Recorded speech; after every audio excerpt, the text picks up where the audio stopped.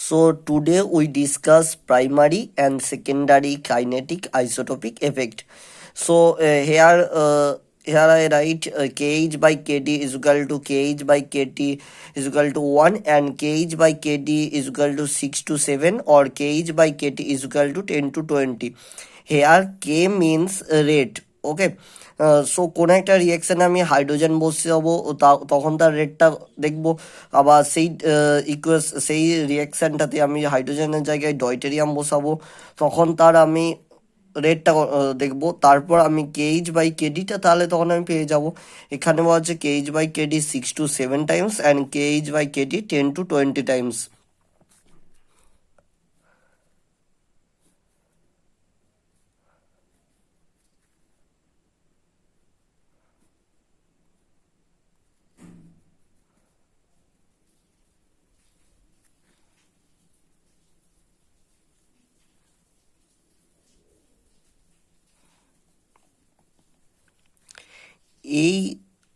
এই এটাতে কেওএইচ দিলে কি হবে? কেওএইচ দিলে কি হবে না, এই ওয়ের মাথায় মাইনাসটা এটা এখানে যাবে, আর এই বন্ডটাও উঠে যে এখানে যাবে, আর সিএলটা বেরিয়ে যাবে।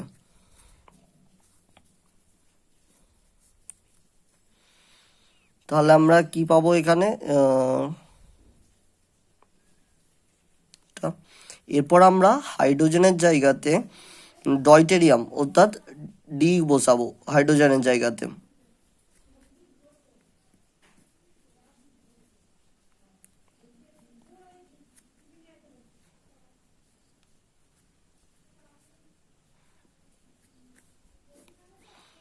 আমি আবার ওই কেওএইচকে রিয়েক্ট্যান্ট হিসাবে ব্যবহার করছি।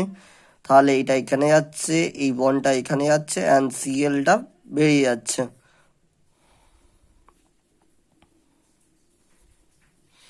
তখন আমি কি পাচ্ছি? এখানটা CD2, এখানটা CD3, আর এখানটা পাচ্ছি CH2, এখানটা হচ্ছে CH3। এখানে এখানে হচ্ছে KH by KD equal to 6 to 7 times. Okay, এরপর 6 to 7 টাইমটা কেন না? এখানে দেখো আমরা এই সি বন্ড ডিটাকে ব্রেক করতে হয়েছে আর সি বন্ড এইচটাকে ব্রেক করতে হয়েছে। এই সি বন্ড ডি এই বন্ডটা মানে মোর স্ট্রং,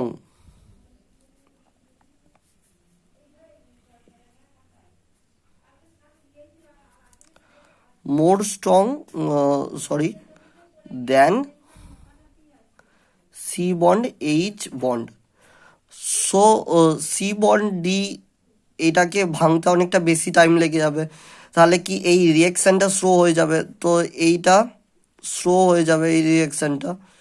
আর এই রিয়াকশানটা এটার তুলনায় এই রিয়াকশানটা ফাস্ট হবে। তাহলে এইটার রেটটা কম হবে, এটার রেটটা বেশি হবে। তাহলে নিশ্চয়ই এটার রেটটা তো কে এইচ ধরেছি, আর এটার রেটটা যদি কে ডি ধরেছি, তাহলে কে এইচটা গ্রেটার দেন কেটি। কারণ এইটাকে ভাঙতে কম টাইম লাগবে, সি বন্ড এইচটাকে ভাঙতে কম টাইম লাগবে, অ্যান্ড সি বন্ড ডি এই বন্ডটাকে ভাঙতে বেশি টাইম লাগবে। সো এই রিয়েকশানের রেটটা স্লো হয়ে যাচ্ছে, আর এই রিয়েকশানের রেটটা ফাস্ট হয়ে যাচ্ছে। এরপর আমি আরেকটা রিয়েকশান করছি।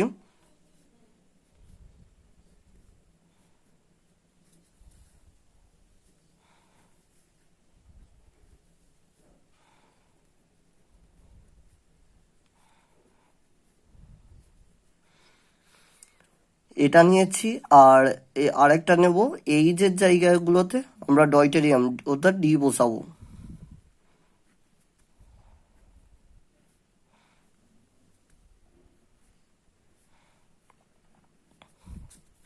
তাহলে এরপর কি না এই দুটো থেকে কি কি পাবো? এটা থেকে প্রথমে পাবো সিএলটা বেরিয়ে যাবে, সিএল মাইনাস হিসাবে বেরিয়ে যাচ্ছে। তাহলে কি ওই কার্বনটার মাথায় প্লাস হয়ে যাবে।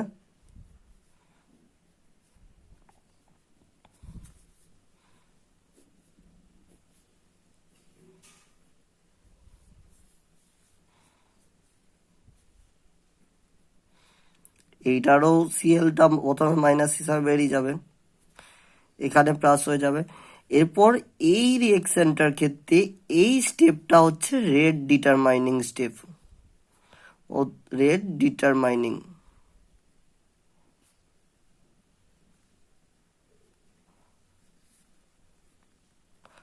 স্টেপ। আর রেট ডিটারমাইনিং স্টেপ কোন স্টেপটাকে বলা হয়, যেটা হচ্ছে স্লো স্টেপ, স্লো স্টেপটাকে বলা হয় রেট ডিটারমাইনিং স্টেপ। ওকে, তাহলে এই স্টেপটা থেকেই আমরা এই রিয়েকশনের রেট বার করব, আবার এই স্টেপটা থেকেই আমরা এই রিয়েকশনের রেটটা বার করব।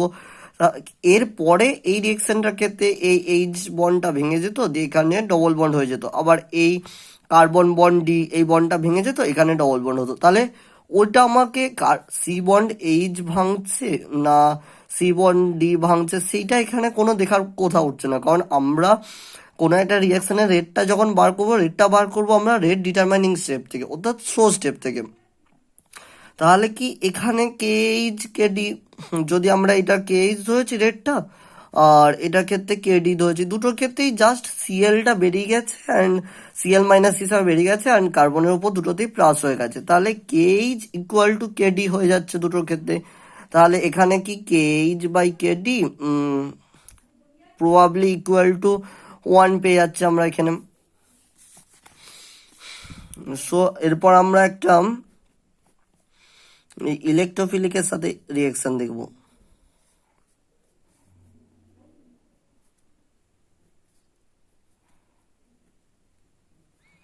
ইলেকট্রোফিলিক মানে এটা সবসময় নেগেটিভকে পছন্দ করে। সো ফার্স্ট স্টেপে কি হবে না, এটা এসে এখানে অ্যাটাক করবে।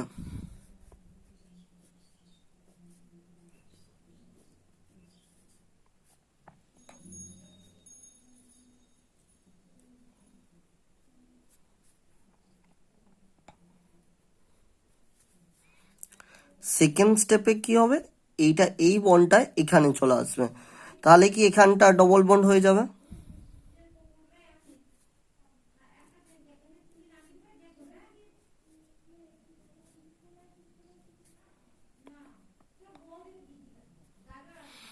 তাহলে দুটো স্টেপে রিয়েকশনটা হলো, এইটা কিন্তু সবচেয়ে স্লো স্টেপ, মানে এইটা হচ্ছে রেট ডিটারমাইনিং স্টেপ। তাহলে এই স্টেপটা থেকে আমরা কিন্তু তখন আমি ওই রেটটা বার করব, এই রিয়েকশানে এই স্টেপটা থেকে রেটটা বার করবো, কারণ এটা রেট ডিটারমাইনিং স্টেপ, এটা স্লো স্টেপ। তাহলে এইটা থেকে যখন আমি রেটটা বার করব, তাহলে দেখো এখানে যে সি বন্ড এইচটা ভেঙে ডবল বন্ড করছে, বা এইচের জায়গায় যদি ডি থাকতো, তাহলে এইচ বা ডি সেটার উপর কোনো ডিপেন্ড করছে না, এটা জাস্ট ইটা আসছে এখানে অ্যাটাক করছে, অর্থাৎ ইলেকট্রোফাইলটা এসে এখানে অ্যাটাক করছে। তাহলে এখানেও তো কেএইচ বাই কেডি এটা equal to probably equal to 1, তাহলে কেএইচ ইকুয়াল টু কেডি হয়ে যাচ্ছে এই রিয়েকশনটার ক্ষেত্রেও।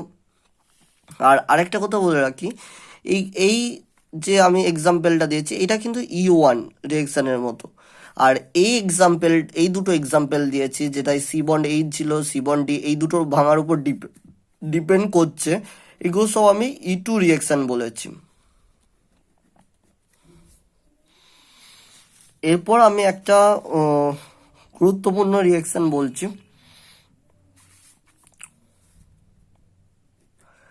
যেটা ওই আবার একটা ইলেকট্রোফিলিকেরই রিয়েকশন।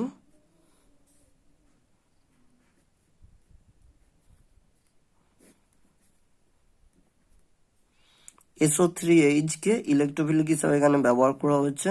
তাহলে এটা এসে কি করবে, এখানে অ্যাটাক করবে।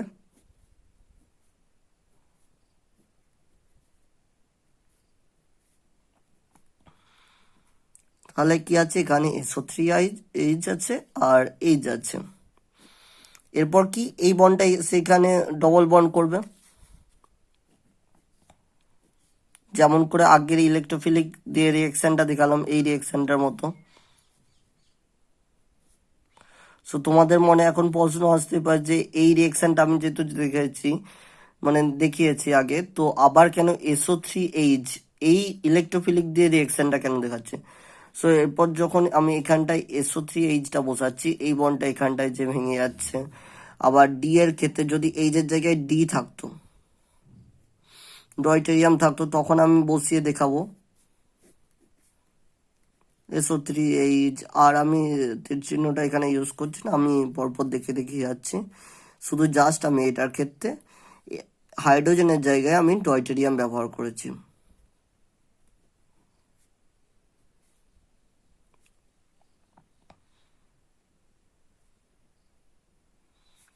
SO3H, আর আর এটা হচ্ছে হাইড্রোজেন ডয়টেরিয়াম। সরি, SO3Hটা যখন এখানে অ্যাটাক করেছে, তাহলে এই কার্বনটার একটা হাইড্রোজেন কমে গেছে, এখানে নিশ্চয়ই প্লাস হয়ে যাবে, এখানেও প্লাস হবে। তো সো আগের ইলেকট্রোফিলিক রিয়েকশনটাও একটা ভুল করেছে, এখানেও একটা প্লাস হবে। সো এরপর আমি এখানে ডিটা দিয়ে দিয়েছি। এরপর এখান থেকে কি এই বন্ডটা আবার এখানে ঘুরে এসে ডবল বন্ড করছে।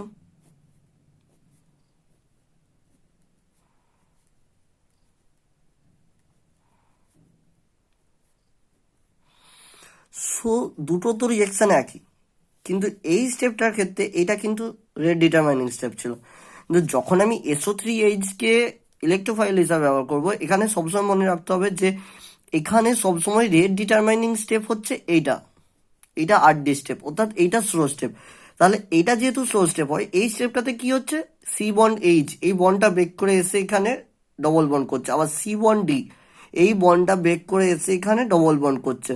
সো এইটা যখন রেট ডিটারমাইনিং স্টেপ হয়ে পড়বে, তখন KH/KD এইটাতে একটা মানে ডিফারেন্স আসবে, তখন KH/KDটা হবে 6 to 7 টাইমস, অর্থাৎ তাহলে KH-টা তখন বড় KD-র থেকে। তাহলে কি এইটা যদি রেট ডিটারমাইনিং স্টেপ হয়, তখন KH/KD আর ইকুয়াল টু হয়ে যাচ্ছে না, কারণ এখানে CH-এর আকারটা ছোট, এখানে D এর আকারটা বড়, তাহলে এইটা ভাঙতে বেশি টাইম লাগছে।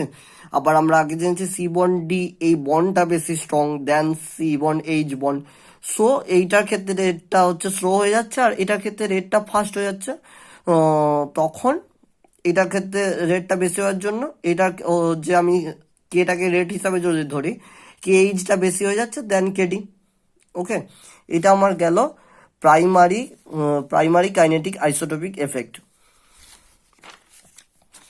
এরপরে আমি আসছি ওই সেকেন্ডারি কাইনেটিক আইসোটোপিক এফেক্টে।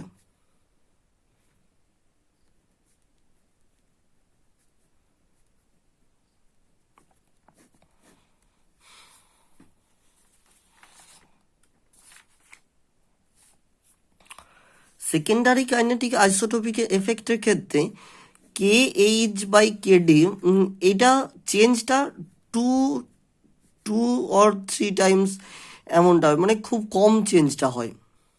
সো আমরা এখানে একটা এক্সাম্পল দিয়ে এরপর দেখব এই সেকেন্ডারি কাইনেটিক আইসোটোপিক এফেক্টটা।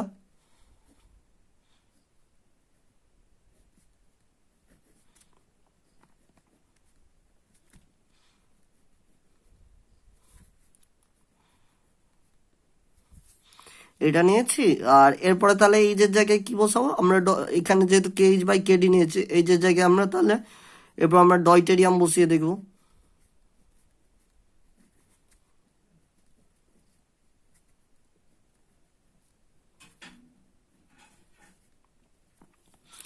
এরপর আমরা এটা থেকে যেটা পাবো Cl- হিসাবে বেরিয়ে যাবে, এটারও Cl- হিসাবে বেরিয়ে যাবে। তো Cl- এর C+ থাকছে।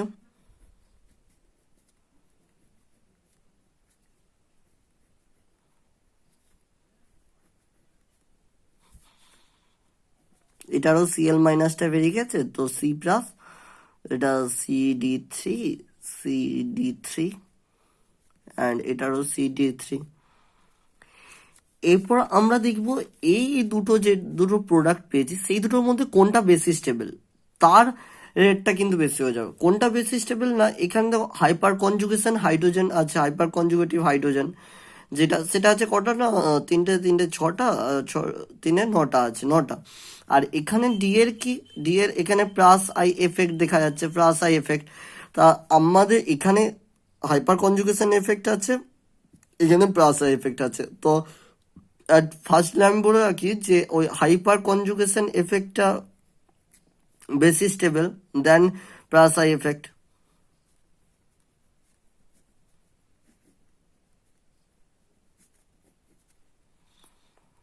সো এই প্রোডাক্টটা বেশি স্টেবল হয়ে যাচ্ছে, তখন এটার কে এইচ মানে এটার রেটটা বেশি হয়ে যাচ্ছে, so K H greater than K D হচ্ছে। সো আমার এখানে তাহলে আমরা কি পেলাম যে K H by K D equal to two 3 times, so এটা this is the secondary kinetic isotopic effect. So my discussion is end, and if you like this video, please like, share and comment this video, and please subscribe my channel. Okay, thank you, bye.